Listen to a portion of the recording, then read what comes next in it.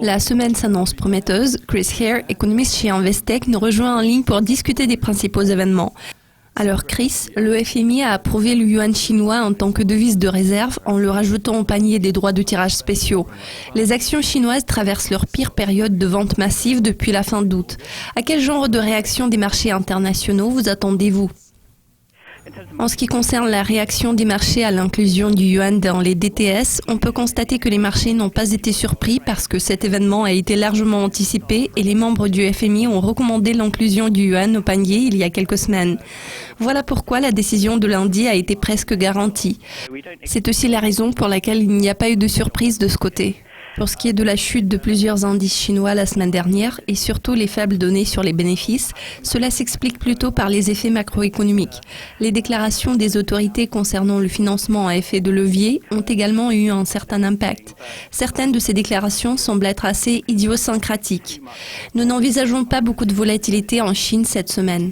Aujourd'hui, les marchés attendent avec impatience la décision accommodante en matière de politique monétaire de la BCE. Croyez-vous que cette mesure puisse devenir une solution à long terme qui pourrait raviver l'économie de la zone euro ? Je dirais que l'élargissement du programme d'assouplissement quantitatif et de nouvelles mesures de relance peuvent remédier à une certaine partie des problèmes de la zone euro. Pourtant, ce n'est pas une panacée universelle. Nous sommes menés à croire que la BCE va élargir son programme sur le plan de la durée. Elle est également susceptible de réduire son taux de dépôt auquel sont rémunérés les dépôts que placent les banques auprès de la Banque centrale européenne à moins 0,4%. Cela pourrait se révéler utile en mettant une certaine pression baissière sur l'euro, en favorisant ainsi la demande et l'inflation. Néanmoins, il est nécessaire de combiner des années de politique monétaire accommodante, une politique budgétaire prudente et probablement des réformes du marché du travail.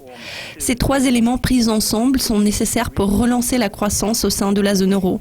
Pour l'instant, le taux de croissance est médiocre et nous espérons que ces mesures pourront favoriser une accélération de la croissance. Lundi, nous avons appris les chiffres de l'emploi aux États-Unis. Il était largement anticipé que ces données allaient confirmer l'intention de la Fed de relever les taux plus tard en décembre. Y aura-t-il un grand découplage à votre avis ? Il est presque certain que la Fed va resserrer sa politique monétaire ce mois-ci. Nous avons récemment appris des données très solides en matière d'emploi.